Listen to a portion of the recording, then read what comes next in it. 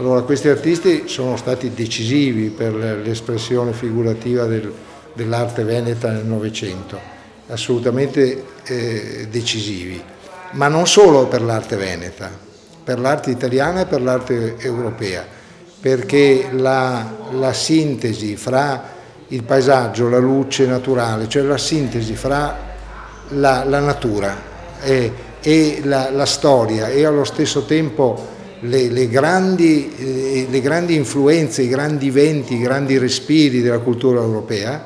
Ecco, questi artisti sono stati proprio portatori di queste sintesi, ognuno nella loro declinazione, ognuno alla loro maniera, ma portatori di queste sintesi. Gino Rossi è stato riconosciuto subito come un grandissimo artista, poi non è stato valorizzato lui come tanti altri allora, in più poi la sua vita, i suoi drammi, la sua fine così prematura e comunque proprio la malattia lo hanno tenuto lontano da tutto il mondo culturale, diciamo, e dalla storia dell'arte, che è anche la storia del mercato.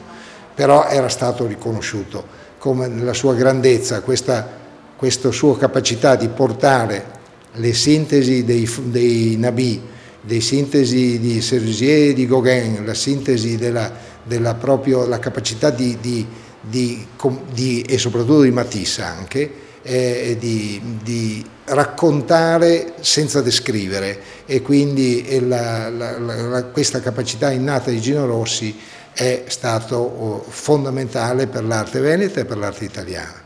Qui siamo nella sala di un altro grandissimo, la mostra è dedicata al 1910-1940, no?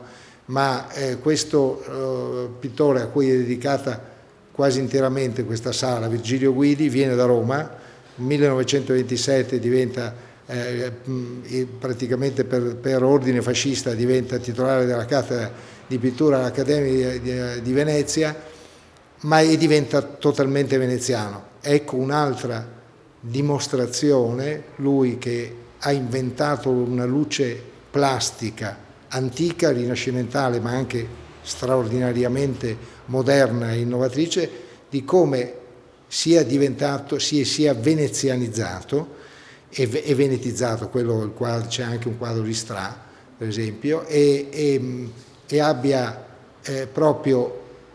sia riuscito a fondere la visione ideale e mentale della luce e della bellezza e con la luce naturale, quindi la natura e l'idealizzazione della natura che diventano luce che costruisce il dipinto. Abbiamo realizzato questo evento e proprio perché c'è l'intento specifico di attirare pubblico in Crocetta del Montello, perché il nostro territorio è un territorio che merita maggior conoscenza da un punto di vista ambientalistico, da un punto di vista anche enogastronomico, in generale. Abbiamo dei bellissimi itinerari e crediamo che con questo evento ci sia la possibilità di attirare turisti che magari girano intorno al nostro territorio, che sappiamo sono delle città d'arte molto interessanti, magari ci lasciano un po' in disparte. Quindi noi crediamo che questo evento possa avere questo volano per il turismo. Gino Rossi, artista di punta di questa mostra, ha vissuto a Ciano del Montello per qualche anno. Ha lavorato presso la Scuola di Arte e Mestieri. Ha fatto anche l'insegnante per un certo periodo, sì. E poi invece ha rinunciato perché addirittura, pensiamo, lui non si riteneva all'altezza, quindi purtroppo comunque ha insegnato presso la SOMS, che è rimasta, sì, la quale conserva un vivo ricordo di questo artista che ha fatto poi purtroppo una vita non così soddisfacente, anche dal punto di vista umano. Un focus sull'arte dal 1910 al 1940. Quanto questa viene raccontata ai ragazzi nelle scuole? Non tantissimo purtroppo, infatti uno degli obiettivi di questa mostra è proprio quello anche di poter avvicinare i ragazzi delle scuole ad un periodo storico che non è così conosciuto e non è così semplice da narrare, da raccontare. Se devo essere sincera, io sono una persona ottimista, tra l'altro lo faccio di mestiere perché sono dirigente scolastico, quindi per me i giovani sono assolutamente il nostro futuro.